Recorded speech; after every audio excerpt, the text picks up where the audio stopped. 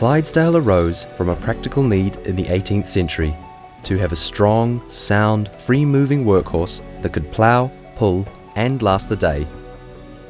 I think even people who don't like horses, they can relate to them because they broke this country and broke New Zealand in. All of those fields they ploughed and right the way through all that transport, we owe so much to them. Arriving by boat from Australia and Scotland in the latter half of the 19th century, the Clydesdale played an important role in the development of New Zealand's often challenging landscape. That was the only way of doing anything, of getting from A to B, doing all your agricultural work, of everything. All your transport was either railways or horses and wagons. And it took them a fair while to get the railways established, didn't it? So there were a lot of horses around and the Clydesdales were introduced. The remarkable strength, soundness and temperament which makes the Clydesdale such a great workhorse is the result of carefully selective breeding.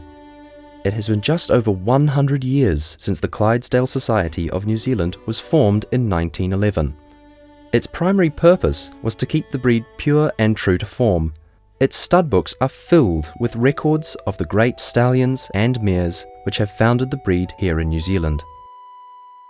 The breed that was being imported to New Zealand in the 20s was to get hard, fine bone with nice hair, which produced a leg which didn't have enough flesh on it to promote grease. Heavy horses, when they're fed on hard feed, they get very itchy in the legs if they've got what they call fleshy bone. The other thing was to produce a long, striding, active horse, and of course keep the nature and body size while they were doing it. But breeders were also aware that there was a competitor on the horizon.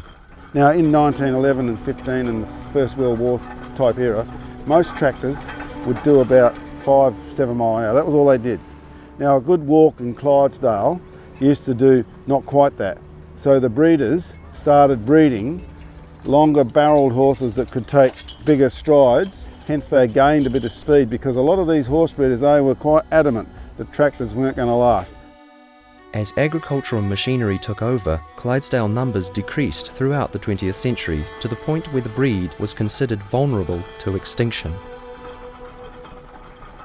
Despite the need for the Clydesdale being all but gone, a passion for the horse remains strong within devoted enthusiasts who've kept the breed alive in New Zealand. I grew up sort of loving horses, if you wanted to get a start on it. My dad had a big old mare and a stallion. They were just lovely quiet horses. We were driving along out in the sledge out to work and I'd ride on them, and of course I just really got to adore and to love them, and it probably got got hooked on them, I suppose, right from a very early age. Worked on a fair few stations over the years that sort of had half and quarter draft types, and I can remember seeing Fergus O'Connor at the Nelson and Motueka shows when I was a kid. He had his horses there and his team, and they're just such smashing free moving horses, the good ones. So when we decided to get a couple of mares, Clydesdales were just the obvious choice. At Erewhon Station, the difficult high country terrain is a testimony to the purpose of this horse from a bygone era. Well, obviously part of it is a hobby, but the Clyde splits our place in half, so using the wagon, it's just as quick as using a vehicle, and it's a lot more reliable. Might go through here and that round the left.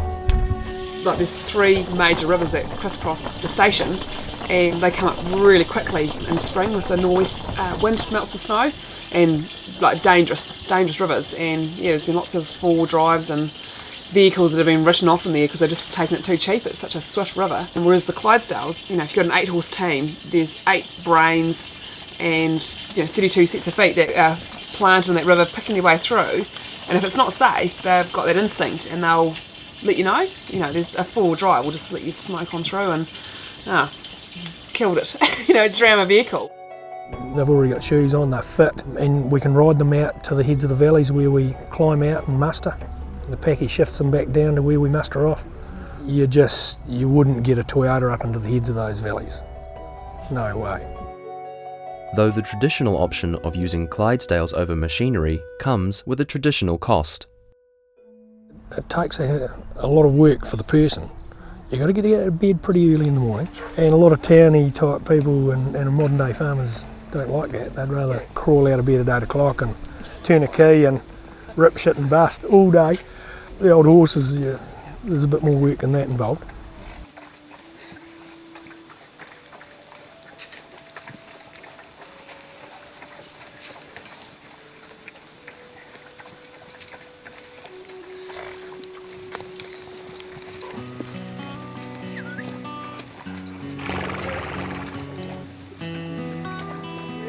Since the 1990s, the mighty workhorse has begun to draw increasingly large crowds at parades, shows and competitions. There's certainly a lot of interest in all old things, and we think it's a bit like how there's a real resurgence of interest in the Anzac Day.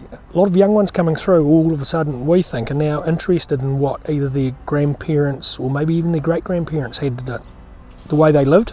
And so that's why the Clydesdales are really popular at shows and ploughing matches and things like that. In addition, both society memberships and Clydesdale registrations have been on the rise. Because they're so versatile, there's quite a few women that want a Clydie and they just ride and go on a cavalcade and then turn it out for 6 months and not have to do anything with it, Bring it back in and hop on and away you go again. The bond between man and horse is a strong yet mysterious one. It's a devoted affinity for the Clydesdale that maintains the breed. We work with horses because it's part of our DNA, and we're probably afflicted with some kind of horsey disease or addiction that needs to be fed. I don't know what it is. I think they're amazingly beautiful animals, and they're so powerful, but to have that strength and speed, but to let us work with them, I think is just amazing. It's, that lovely, the good ones, they just want to be caught in the morning. They want to go to work with you, but they've still got that pride in the way they move and the way they walk out, heading away from home, heading up the river. Doesn't matter whether you're riding them or whether they've got the wagon on behind.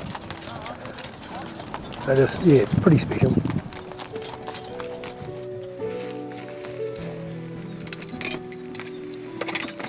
Like you said all the time here, that it's not just, you train them and they're working, but they understand there's a job to do and we want to work in with you, and that's just phenomenal.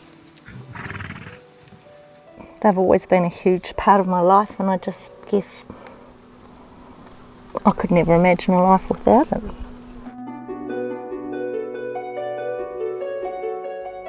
The partnership of service shared with the Clydesdale is magical. It's one that the wardens of the breed have fostered for the past 100 years, and it will continue on for many more years to come.